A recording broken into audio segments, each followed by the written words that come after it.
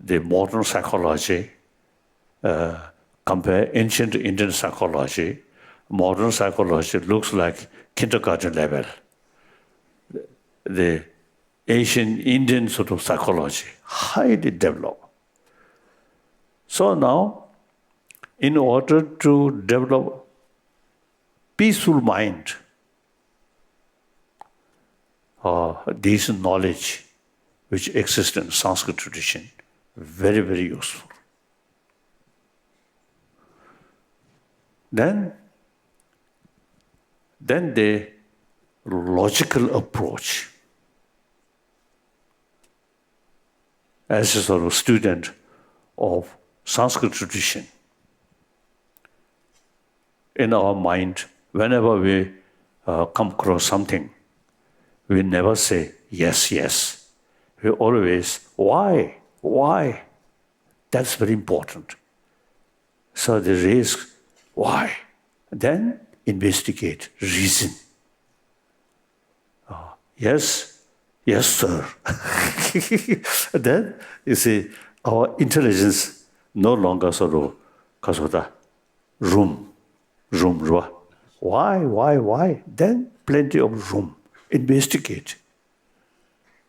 So therefore, according to my own sort of little experience, meeting with modern scientists, mainly in psychology and physics, and particularly quantum physics, we are very similar. Once the late Raja Ramana, as he told me, quantum physics in West, something new. In this country, 2,500 years ago, already developed quantum physics. It is very true. So, it is quite useful in order to tackle emotion.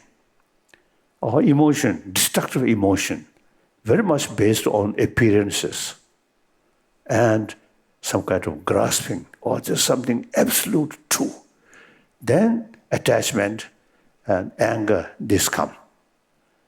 So once we realize there is differences, appearance and reality, and that strong grasping, that automatically become weak. Now some quantum physics student, already you see getting that kind of experience. That's exactly Nagarjuna mentioned. And many Buddha's quotation mentioned Tsumi Jigitwana Yungorsati. Yes. So grasping at things as if they have some absolute existence, it happens because of our what is known as called inappropriate mentation. So, here I want to share with you one of my secret. That is when I met scientists and when they explain about quantum physics, then I really sort of listen humbly. But in my mind, I feel I know better.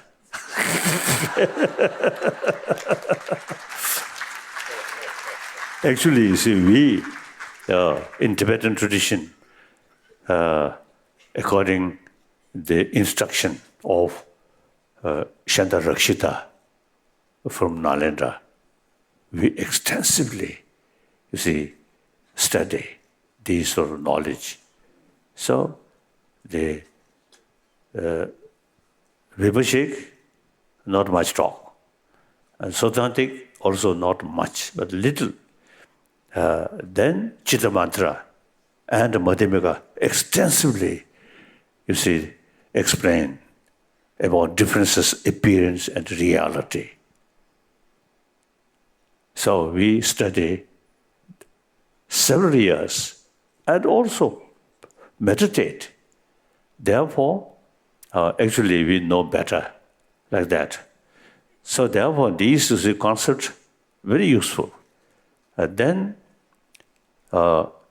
psychology and quantum physics. Then, kasa, neurobiology.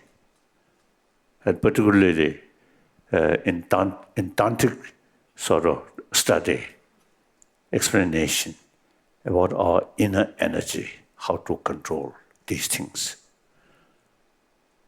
So we have sort of plenty of sort of material to discuss with modern scientists, and they also appreciate to learn from Buddhist psychology or Buddhist philosophy, these things. So we both, our principle is why. So investigate. Therefore, now some Chinese scholars, they found Tibetan Buddhism is true Nalanda tradition, and that tradition is a very scientific religion.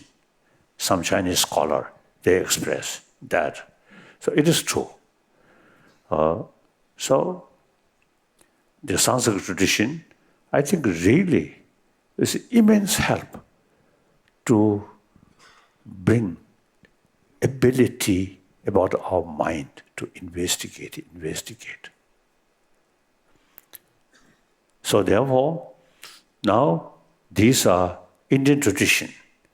So modern India, now I notice there's more and more people really showing interest about ancient Indian knowledge.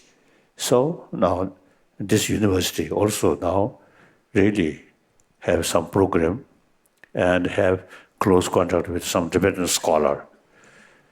So, and many other places in the Chandigarh University, I met, I saw talk, and then different places, more and more Indian now really showing interest about ancient Indian knowledge. So this is not something like bring from outside. No, India's own tradition. So only question is revival and combine modern education and ancient Indian knowledge, like that. So then, when we talk about ancient Indian knowledge, I often, you see, sort of teasing my Indian friend, this physical, not Indian, Tibetan, but my mind more Indian than those modern educated Indian. They do not know these things. So this is nothing special for me. But thousands, you see, I think scholar, mainly a monk. Nowadays, nuns also become now coming, more and more scholars, and also because of bhikshuni. So, in any way, in the Karnataka state, I think at least over 1,000 monk students who really study these things, at least in order to become a scholar, at least 20 years study. And in the past, in Tibet, 20, 30 years study. The root text learned by heart. Myself also, about I think 6, 7 years old, I already start memorize these root text. Then explanation, each word, according commentary, mainly Indian master. And then, of course, later Tibetan masters. I think over 10,000 volumes wrote by Tibetan master. Then we extensively use debate, logical approach. It's very, very useful, sharpening our mind, and quite sort of, because the person who study logic, then their mind always something, because of the sharp, very useful.